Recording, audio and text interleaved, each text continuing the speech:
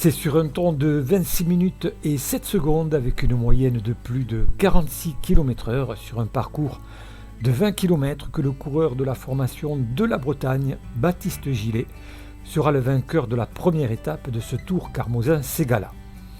Bonjour à toutes et à tous, on se retrouve pour une nouvelle vidéo pour la deuxième partie et la seconde étape du Tour Carmosin-Ségala, quatrième manche de la Coupe de France FFC Junior organisée par le Ségala Cyclisme Organisation.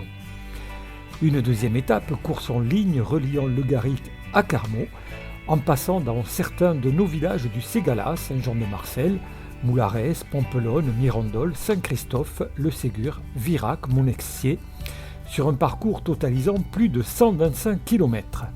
C'est sous un soleil de plomb avec des températures avoisinant les 34 plus 35 degrés, plus chaud que la veille, que les coureurs se sont élancés de la commune de Le Garric en ce dimanche 10 juillet 2022. Cyclisme Ségala 81 était présent pour le départ, puis positionné sur les hauteurs de Pompelonne au prix du grimpeur, puis enfin à Carmaux pour l'arrivée. C'est le coureur Jean-Loup Fayolle, junior première année de l'équipe Auvergne-Rhône-Alpes, qui va signer une belle victoire en solitaire. Esteban Delaunay, du centre Val-de-Loire, et Dorian Lagrave Occitanie, complètent le podium de cette deuxième étape. 99 coureurs seront classés, en comptant tout de même plus de 27 abandons. Le coureur de la formation de la Bretagne, Baptiste Gillet, gardera sa place de premier au classement général final. Il remporte cette deuxième édition du Tour Carmosin-Ségala et de plus, il prend également la première place au classement de la Coupe de France Junior avec un total de 163 points. Sachant bien sûr qu'il reste une dernière manche qui se déroulera les 10 et 11 septembre prochains. Ce sera la classique Jean-Pratique Dubuisson en Auvergne-Rhône-Alpes. Le rendez-vous est pris pour ceux qui suivent cette compétition de la Fédération française de cyclisme. Jean-Loup Fayolle et Esteban Delaunay complètent le podium de ce classement de la Coupe de France. En ce qui concerne nos meilleurs coureurs locaux, les mieux classés, on retrouve 15e Vincent Baudet, 16e Antoine Trémoulet et 17e Adam Rafferty. Félicitations à tous ces jeunes à qui on leur promet une bonne continuation et un bel avenir dans le monde du cyclisme. Je remercie les speakers et notamment Nicolas Calvé qui progresse au micro. Ils ont super bien animé avec brio ce week-end de course. Merci aux organisateurs, merci aux bénévoles et merci à Séverine pour son aide à la réalisation vidéo. Pas de voix off sur la troisième partie, la troisième vidéo à suivre, consacrée à quelques extraits du podium protocolaire. On se dit à une prochaine. Robert Dieller, Cyclisme Ségala 81.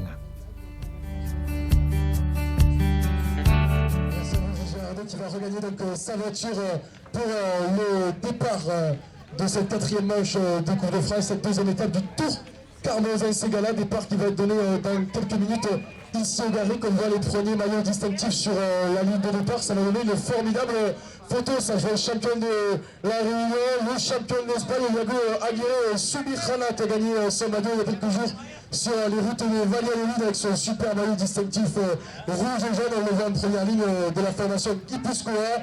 Baptiste Gillet est également présent avec son maillot jaune de leader, lui qui a remporté, qui a fait exploser les chronos hier du côté entre Cap Découverte et Kayak Lémine. Je vois également Antoine Trémoulet, également Esteban Delaunay va regagner 10 secondes. 5, 4, 3, 2, 1, les applaudissements du public du Garric, c'est parti. 125 km de performance, 1 km de performance de tout de suite avant de rejoindre le moteur réel. On rappelle qu'ils ont passé 2 fois ici dans la main. On va réussir à lever pour du service de ce passage en tout. Direction Carmaux-Toura. On arrive de cette deuxième étape.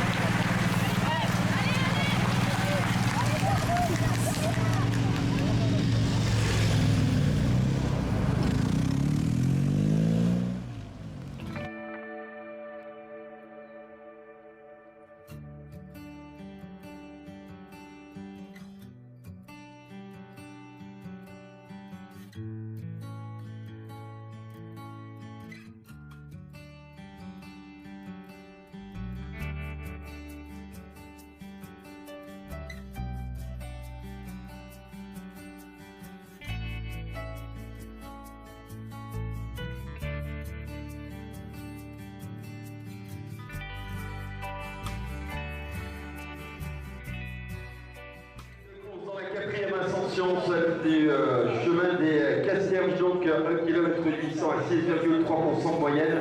Les coureurs qui sont désormais un peu plus de 18 km de l'arrivée. Toujours 11 coureurs qui ouvrent la route avec notamment donc Baptiste Gillet, le maillot jaune, le coureur breton, toujours dans le groupe de tête au sommet de cette 4e difficulté.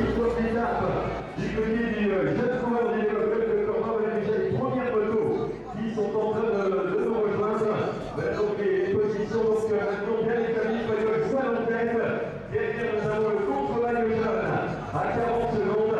Et le peloton principal a un peu plus de 10 minutes et 20 secondes. Voilà les dernières informations que nous avons vues sur la course. Alors on va saluer le juge d'arrivée, les arbitres de la Fédération française de cyclisme qui sont en train de rejoindre les coureurs désormais dans les tout derniers kilomètres. Allez, jusqu'au bout.